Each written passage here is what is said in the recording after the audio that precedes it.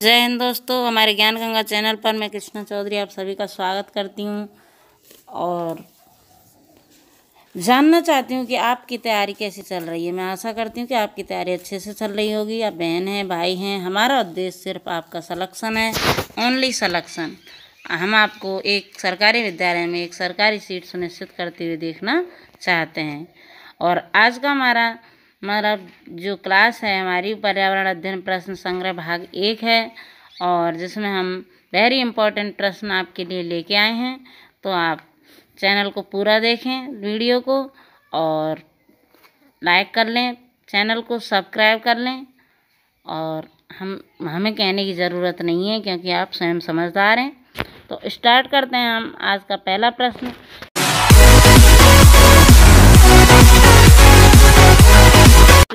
बहुमूल्य निधि है। तो गाइस, आपको मालूम होगा कि जब आप शिक्षक या शिक्षिका हो जाएंगे, चाहे आप बहन हैं या भाई हैं, तो आप अपनी जिम्मेदारी समझेंगे। तो आप अपने आप को एक शिक्षक मान करके चलिए। तो एक शिक्षक मान के चलेंगे तो आपकी मुख्य भूमिका स्कूल में क्या होनी चाहिए? तो क्या वेतन पाना आपकी भूमिका है, या सेवा प्रदान करना आपकी भूमिका है, या गर्व करना? वेरी गुड गाइस, आप सोच रहे हैं छात्रों का विश्वास, तो आप बिल्कुल सही हैं।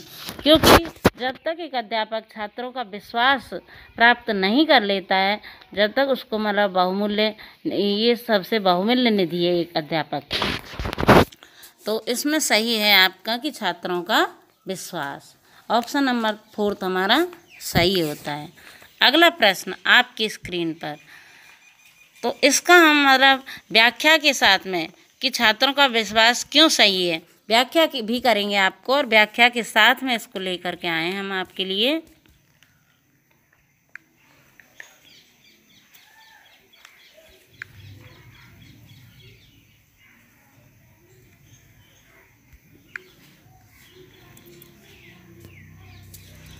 तो पूरी व्याख्या के साथ में आप समझेंगे कि शिक्षक विद्यार्थियों के जीवन के वास्तविक कुम्हार होते हैं।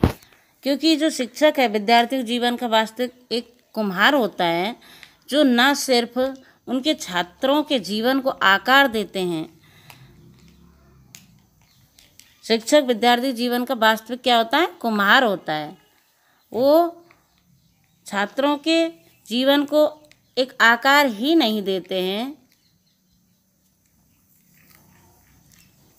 बल्कि छात्रों में यह विश्वास पैदा करते हैं कि शिक्षक के द्वारा बताई गई बातों का अनुसरण कर दुनिया के रंगमंच पर अवतरित हो सकते हैं। अनुसरण करें अगर शिक्षक की बातों का, तो दुनिया की रंगमंच पर अवतरित हो सकते हैं और आपको काबिल बना सकते हैं। तो शिक्षक की सबसे बहुमूल्य निधि है छात्रों का विश्वास। आज का मैं आशा करती हूँ कि समझ में आ गया होगा कि शिक्षक की सबसे बहुमूल्य निधि क्या है? छात्रों का विश्वास। आज का दूसरा प्रश्न है कि परिकल्पना को बार बार परीक्षण करने से गलत नहीं पाया जाता है, तो वह है एक। अगर परिकल्पना को बार बार परीक्षण करने से गलत नहीं पाया जाता है तो वह एक है। तो वह एक क्या है? तो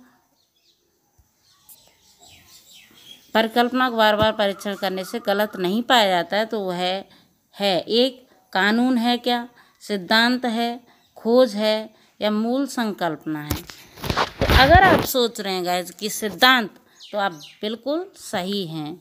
क्योंकि परिकल्पना को बार बार परीक्षण करने से गलत नहीं पाया जाता है तो वह एक सिद्धांत है। क्या है? सिद्धांत है। तो ऑप्शन सही होता है आपका दूसरा। तो सिद्धांत क्यों है इसको समझ लेते हैं कि सिद्धांत के साथ प्रायोगिक अनुभव जुड़ा होता है। किसी परिकल्पना को बार बार निरीक्षण करने के बाद जब इस बात का भान हो जाता है कि ये परिकल्पना सार्वभौमिक रूप से सत्य है, तो यह सिद्धांत का रूप ग्रहण कर लेता है। इसलिए क्या है कि सिद्धांत है। परिकल्पना को बार बार परीक्षण करने पर अगर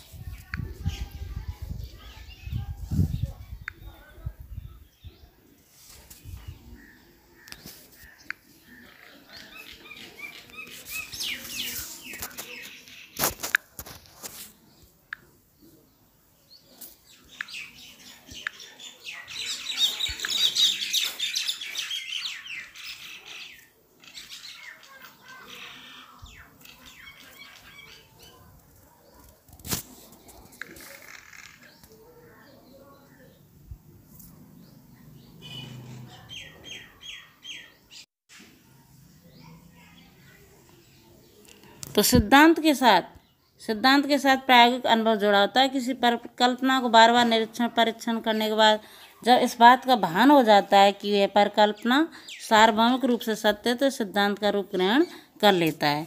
इसलिए गाइस आपकी समझ में आ गया होगा कि परिकल्पना को बार बार निरीक्षण परीक्षण किया जाता है तो एक सिद्धांत बन जाता है। आज का अगला प्रश्न है तीसरा कि निम्नलिखित में से सब उपयुक्त शिक्षण विधि है। सबसे उपयुक्त शिक्षण विधि तो क्या है, इनमें से देखते हैं हम कि सबसे उपयुक्त शिक्षण विधि क्या है। श्रुतलेख एवं दिया गया कार्य, विचार गोष्ठी एवं श्रुतलेख, विचार गोष्ठी एवं कार्य योजना, व्याख्यान एवं श्रुतलेख। तो इनमें से सबसे जो उपयुक्त शिक्षण विधि है वो क्या है, तो श्रुतलेख एवं दिया गया कार्य क्या सबसे उपयुक्त ज्ञान है, या विचार गोष्ठी विचार विमर्श करना बच्चों से और श्रुतलेख लिखवाना क्या ये सबसे उपयुक्त शिक्षण विधि है, या विचार गोष्ठी एवं कार्य योजना ये सबसे उपयुक्त विधि है। तो क्या है कि गाइस व्याख्यान या श्रुतलेख कि सबसे बेस्ट ऑप्शन को क्या है कि हमें चुनना होता है। ऑप्शन सभी ऐसा लगते हैं सीटेट में तो कि मतलब सभी सही हैं और सभी सही होते हैं, लेकिन उन सभी सही में से हमें सबसे बेस्ट चुनना होता है। तो इसमें सही होता है आपका विचार गोष्ठी एवं कार्य योजना। विचार गोष्ठी एवं कार्य योजना, अब ये क्यों सही है इसको हम समझ लेते हैं व्याख्या के माध्यम से कि विचार गोष्ठी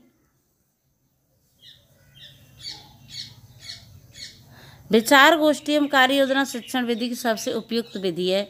इस शिक्षण विधि में छात्र परस्पर विचारों का आदान प्रदान करके अपने ज्ञान की वृद्धि करते हैं। जब क्या होता है कि विचार विमर्श करते हैं बच्चे एक दूसरे से, उसे नहीं आता दूसरे को बताते, दूसरे को नहीं आता तो पहले को बताते हैं। तो ये क्या है कि ज्ञान का आदान प्रदान, विचारों का आदान प्रदान हो जाता है। यह विधि शिक्षा के कृत्रिम वातावरण को समाप्त करने तथा शिक्षा को जीवन से संबंध स्थापित करने हेतु महत्वपूर्ण है। प्रारंभ में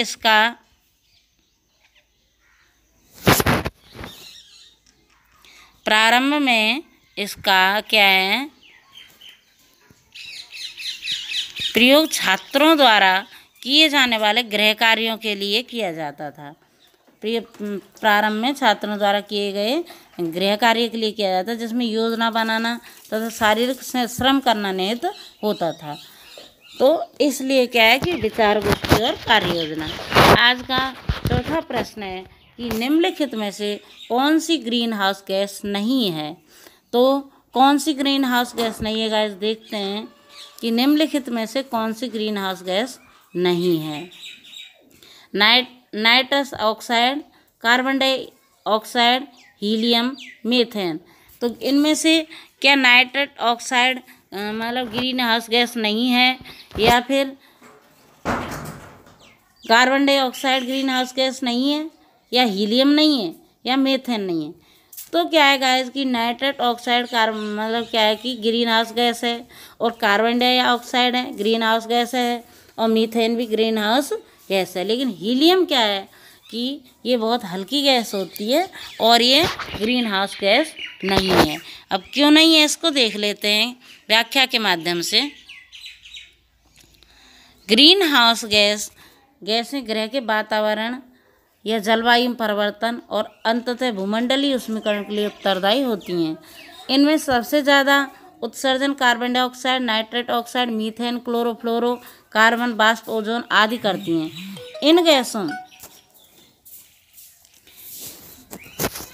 इन गैसों का उत्सर्जन आम प्रयोग के उपकरणों, वातानुकूलित फ्रिज, कंप्यूटर, स्कूटर, कार आदि से होता है। हीलियम ग्रीन हाउस गैस नहीं है, यह निष्क्रिय या मतलब क्या है कि नोबल गैस है। ये निष्क्रिय और एक नोबल गैस है, इसलिए ये क्या है कि ग्रीन हाउस गैस नहीं है हीलियम। आज का 5वां प्रश्न है आपकी स्क्रीन पर।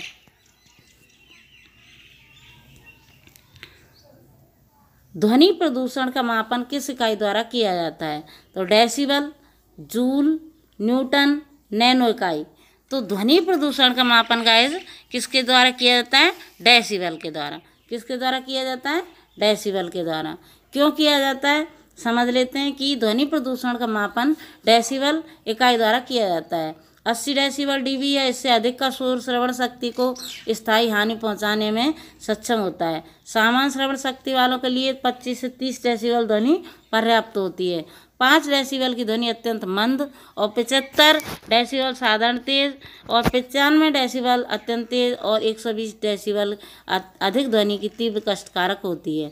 120 डेसिबल जो ध्वनि होती है वो वेरी डेंजरियस होती है।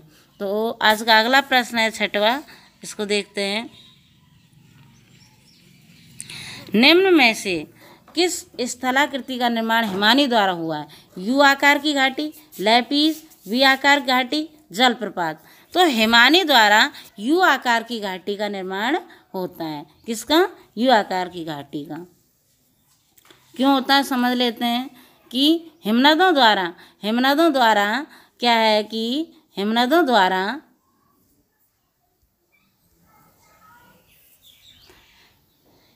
द्वारा निम्नलिखित स्थलाकृतियों में से यू आकार की घाटी का निर्माण हिमनदों द्वारा होता है। इसका नामकरण अंग्रेजी वर्णमाला के यू अक्षर के आधार पर हुआ है, जिससे इस घाटी की आकृति मिलती है।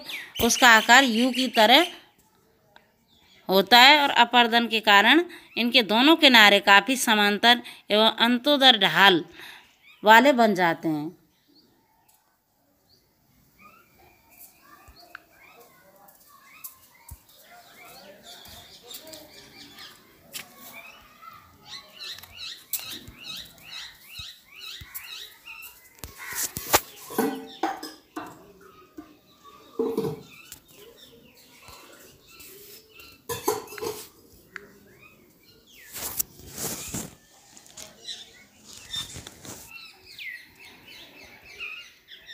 अंतोदय ढाल वाले बन जाते हैं।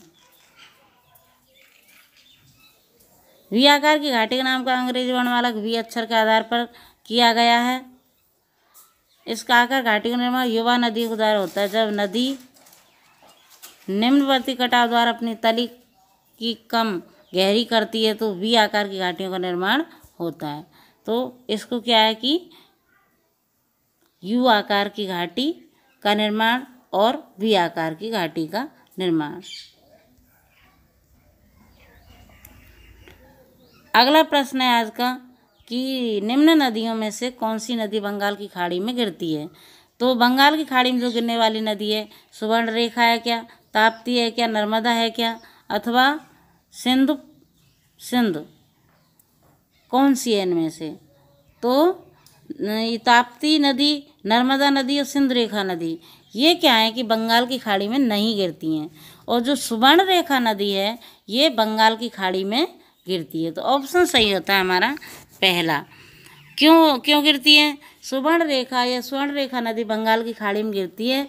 यह भारत के झारखंड राज्य में बहने वाली एक पहाड़ी नदी है। यह रांची नगर से 16 किलोमीटर दक्षिण पश्चिम में स्थित नगड़ी गांव में रानी चौआ नामक स्थान से निकलती है तथा बलेश्वर नामक स्थान बंगाल की खाड़ी में गिरती है। ताप्ती, नर्मदा, सिंध नदियाँ अरब सागर में गिरती हैं। तो आपकी समझ में आ गया होगा गाइस। अगला आज का 8वां प्रश्न है कि राकेश कक्षा 5 पर्यावरण विज्ञान शिक्षक द्वारा किए गए कार्य को समय से प्रस्तुत नहीं करता है, अतः सबसे उपयुक्त सुधारात्मक उपाय हो सकता है। राकेश है क्या है कि वो शिक्षक द्वारा दिए गए कार्य को समय से पूरा नहीं करता है। तो शिक्षक को क्या उसके सुधार के लिए क्या करना चाहिए? तो क्या करना चाहिए आप देखते हैं ऑप्शन के माध्यम से कि खेल की कक्षा में जाने पर प्रतिबंध लगा देना चाहिए, प्रधान अध्यापक की जानकारी मिलाना, उसकी अनियमितताओं के कारण को जानकर उसे सही मार्गदर्शन देना, अथवा उसकी अनियमितताओं को लिखित जानकारी माता पिता को देना।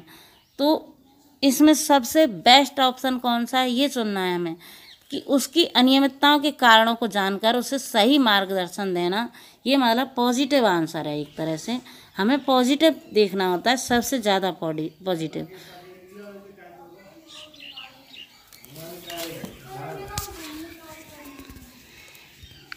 आज का अगला प्रश्न है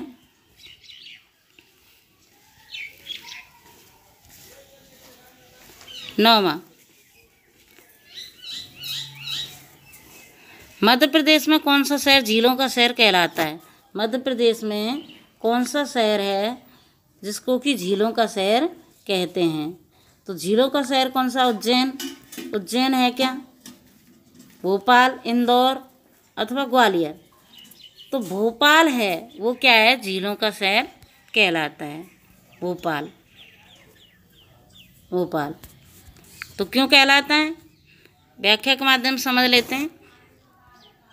भारत का हृदय कहे जाने वाले मध्य प्रदेश देश विदेश में पर्यटन स्थल, खान पान, शिल्पकारी, वनकर्म आदि के लिए जाना जाता है। मध्य प्रदेश राज्य की राजधानी भोपाल है, जिसे झीलों की नगरी भी कहा जाता है। लोअर लेक और अपर लेक जैसी सुंदर झीलों के कारण भोपाल को झीलों का शहर कहा जाता है। जो लोअर लेक और अपर लेक झीलें हैं वो भोपाल में ही हैं, इसलिए इसको झीलों का शहर कहा जाता है। तो आपकी समझ में आ गया होगा। आज का 10वां प्रश्न है स्क्रीन पर। निम्न में से कौन सा सागर यूरोप को अफ्रीका से अलग करता है? तो यूरोप को अफ्रीका से अलग करने वाला काला सागर, लाल सागर, अरब सागर, भूमध्य सागर। तो कौन सा शहर है जो यूरोप को अफ्रीका से अलग करता है? तो वो है आपका भूमध्य सागर। भूमध्य सागर क्या है कि